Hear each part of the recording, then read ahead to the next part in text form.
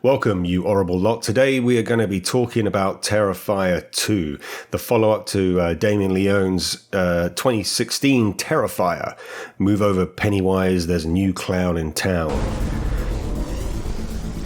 Written and directed by Damien Leone, who also designed the special makeup effects, produced, and probably was the key grip, was probably the best boy, was probably the person who was throwing blood on the place. This guy seems to be doing it all at the moment, and with good reason. With a film that was reportedly made with a £250,000 budget, it has come in with a gross of 7.6 million. People are going to see this film, and there's probably a reason for that. We'll get into that in the bit sort of thing, but let's just talk about the film itself. So I'm going to state with a preface here. You're either going to be someone who loves this type of film, or you're going to be someone that kind of hates this type of film. The person who loves this film is going to be laughing gleefully while Art deconstructs people, while he, scalps people, while he gouges out eyes, while he shakes someone's arm like a twig and breaks it. This is that kind of film. It is shock horror. It is splatter zine type shenanigans going at play here. And if you love that kind of stuff, if you're a fan of the old 80s exploitation, then you're going to be in for a blast here, because Terrifier 2 doubles down the ante from Terrifier 1. If Terrifier 1 was an independent film based, this is just so much more on a higher budget, but also retaining that same scale of independent cinema, which I love. I was one of the people in the former category. I was sitting there, I was laughing, I was bellowing out loud sort of thing at some of the scenes here at play. Now you're going to get your other kind of person who's just going to see this as, shock porn, gore, and they reputedly have people fainting in the cinemas when this was first released. Hey, there's no bad press. It's all good press, right? So there's that kind of element at play as well. But essentially, just a preface of this is a shocking film. You're going to see heads caved in. You're going to see heads scalped. You're going to see eyes being cut vertically. You're going to see everything, every kind of body part cut, mutilated, bashed in. Yeah, this is all there. So let's start with the plot. And I have to say this with a little pinch of salt here. The plot, although it follows a kind of 80s trend, remember back in the day of like Freddy Krueger, Michael Myers, these somehow immortal beings that kind of always come back. Art the Clown is the same. Now, with certain boogeyman type characters like Freddy Krueger, he lived in your dreams. He died. He was killed by the townsfolk of Elm Street. He came back within the dreams of the children. Michael Myers just personified evil. Therefore, there's a suspension of disbelief with regards to how these boogeymen characters come back. And Art is no different. However, there is a kind of semblance of the plot going a little bit askew in this. So let's get down to the meat and potatoes of this. So at the end of Terrifier 1, Art the Clown killed himself in a kind of police standoff, was brought into a coroner's office, a very kind of run-down coroner's office. You can tell the kind of independent cinema going on here because it just looked like someone's basement. In Terrifier 2, we pick up directly from that. He kills the physician or the doctor, if you will, that's doing the autopsy, plays around with his eyeball, shoves it in his wounded eye that he had sustained from the first film. And basically carries on his way. We're not really told how he's been resurrected. There is a semblance of a kind of resurrection. There seems to be some electronic things going on, like a flash of electricity going on where his body bag was. And in the first film, there is a moment just before Art, comes back to life where there's like this electricity shocking thing happening. And you kind of think to yourself, okay, lightning. So he kind of like kills this physician guy and then goes on his merry way. He goes to a laundromat sort of thing to put his clothes in the wash because Art the Clown seems to be a kind of guy that takes pride in his appearance and he doesn't want to be stained with all the blood, so he's doing that. And it unfolds in a kind of slasher dreamscape. It's a slaughterhouse burlesque that owes more to the ingenuity of Herschel Gordon Lewis's splatter films more than 60 years ago with Bloodfest and 2000 Maniacs. At the end of the day, Terrifier 2 is a horror comedy, and the kind of comedy comes from the dismemberments that Art deals with. Now, you're either going to be one of these kind of people that sits there and you're laughing along, you're in on the joke, you're there rooting for the dismemberments, whilst at the same time wanting Art to get his comeuppance, if you will. Or you're the kind of person who's sitting there, you're shocked, this is not for you, this is not your kind of film. In that case, then so be it. But I think Leone knew his audience. He knew who he was appealing to. And I think the fact that loads of people are going to see this and that it's done so well, even being nominated for an Oscar, would you believe it? So Art comes back and it's literally him doing his thing, gleefully, maniacally running around, dismembering people. So we follow our main protagonist, Sienna, who's played by Lauren Lavera. She's playing this high school student whose father has passed away in the past year. He was an artist, and one of his designs was this like Valkyrie, sort of very Princess Leia costume that he's designed for her. She's doing this costume. She's got the angel wings. She's spraying the kind of edges of them because she's going to a Halloween party. Her brother, Jonathan, is kind of in that kind of teenage phase where he's obsessed with serial killers, and in particular with Art the Clown and their mother. So they're all kind of like, coming together. It's very kind of normal type of family lifestyle.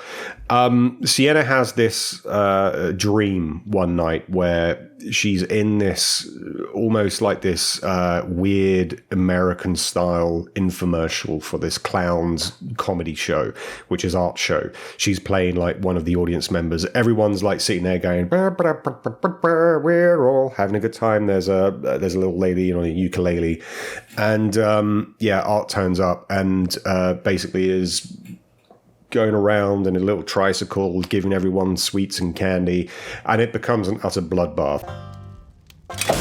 I don't really know how much footage I can actually show on this because every other scene involves either someone being decapitated, being scalped, having their head cut off. It's violence in excess in a Quentin Tarantino type of way. If you're not happy with that kind of thing, this is not the film for you. And then when she wakes up, her costume is on fire. There seems to be this psionic link between them, but it's never really delved into. We'd never really find out why she's able to conjure fire from it. There's like candles under her costume, and the mother goes, "Come on, why do you have candles under your costume?" She's like, I didn't like the candles. So Art goes to the laundromat. He's getting his costume cleaned for his next killing spree, and he bumps into Sienna in this costume shop because, she's burnt her old angel wings. She needs to get new ones. And that's where he seems to latch on to her. He's following her now, and she is his next victim. That's essentially the main plot without going into spoilers. So without further ado. So yeah, here's where the plot goes a bit askew. So it's a fairly standard premise where you have a boogeyman type character going after, our main protagonist. But there's just elements at play here that just warped my mind a little bit. So as I said, at the very beginning, Art comes back. He's been resurrected. We don't know we don't know how. It's never really explained. He's immortal. Okay, now I can suspend my disbelief to that extent. So I'm on board this train. I'm on this 80s train, and I'm loving it. But there are a few questions that I think need to be answered. We're also introduced to Art's new friend. So when Art's in the laundromat, he puts his clothes in the tumble dryer and he turns around and there's a little girl there. And she's dressed up in the same Jester black and white costume that he is, a mini-me version. And they start playing patty cake. She comes over after, discharging some, I don't know if it's mud, blood, crap, whatever. It just, it's actually a horrific scene. There's another guy in the laundromat. He's been asleep. So he kind of wakes up and he looks at Art. And he sees that he's playing patty cake by himself. So by that instance, you kind of assume that this girl child, is in Art's head. However, throughout the film, she seems to be this phantom that stalks both Sienna and Jonathan. But Jonathan can see her at some points, and so does Sienna. So I'm not entirely sure who or what this character is. As the film progresses, we find out that this girl was one of Art's first victim. And there may be tenuous links that maybe she was related to him. We don't know.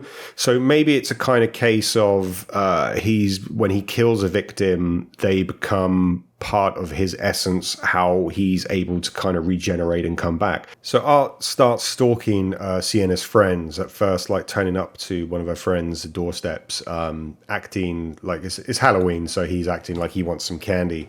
And she basically refuses this. She says, "Hey, I don't give candy to adults." And it's like, what? What are you talking about? There's a guy dressed up in full makeup supposedly that she knows. And she just blatantly refuses him. He comes in and has one of the, I'd say, worst but best kills in the whole film. He chases her up to the bedroom, literally rubs salt in her wounds after he flays her, after he scalps her. There's even one point where he breaks her arm by shaking it like a tree branch and snapping it, sort of thing. A lot of the death scenes are visceral. And if you're not a fan of this, then I would say stay away. But most people, I think, that are into this will be, once again, laughing and bellowing along. We then follow Sienna. She goes to this Halloween party with her other friend. Her friend slips her some Molly because she just wants her to let loose. Sienna's a bit of an uptight kind of person. She just needs to party. She needs to let her hair down. She needs to let rip. She needs to go wild, baby. It all kind of crescendos to this theme park where Art has now kidnapped Sienna's brother, Jonathan, trying to get her to this fairground where he can then, kill her. And this, again, is this is another reason why I was sitting, because he saw her in the costume shop and he could have killed her then. Basically, there's a scene earlier on in the film where she's trying to find new wings for a Valkyrie costume, and Art's there. And this is some of the scenes that I love because Art is a goof. Like, there's a part where he's playing with his victims. He's sitting there. He puts on like these fake glasses. He's blowing a little trumpet next to her. She leaves, and I was kind of thinking at this point, well, if you had her in her sights, why didn't you just kill her then? Why go through all this kind of very meticulous Joker-esque planning to lull her to this amusement park called Terrifier, of course, just to try and kill her then? That didn't really make much sense to me. But hey ho, I'm here for the ride. She goes to this amusement park where her brother's been sedated. And by the way, the little friend of Art now is like a Terminator because she can make phone calls with other people's voices. That, I don't know what was going on at this point. In all honesty, I was you're either just sitting down, buckling in and going, look, when's the next scene where Art kills his people? Or you're just going to be like trying to pick away at the numerous plot holes that there are here. And unfortunately, there are many. But that's not what this film is about. It's really about the creative ways that bodies can be hacked up into tiny little pieces. There's everything from worms and maggots to projectile diarrhea. There's kneecaps being split in two. There's literally a scene where Art pulls someone's hand, and it's like kind of spaghetti. It's a whirlwind. The climax of this movie ends in this amusement park where Art gets the better of Sienna, pushes her through these broken floorboards down to this basement area where there is this water tank. She's back in the sort of dreamscape of Art's clown house fun times, and she's in this water tank. She effectively drowns. She's been stabbed by Art with her father's sword, and this is where it gets goes a bit off the rails in my head. Like, this sword becomes this magical artifact, this magical thing. And like a phoenix, she rises from the ashes because she's been stabbed by the sword. Somehow this reflects that her wounds are one with the sword, so she kind of comes back. And that at that point I was sitting there going, okay, you had me to a certain extent with some of the suspension of disbelief areas, but now it's all no holds barred. But that's the way you got to let yourself go, I think, in this type of film. You have to just think, okay, the Saw movies made sadism into something clever. Terrifier 2 put sadism front and center, and it doesn't pretend to be anything else, and that's what you're going to get here. So, that's been my review of Terrifier 2. Leave a comment. Let me know your thoughts. I'll see you in the next video. Bye.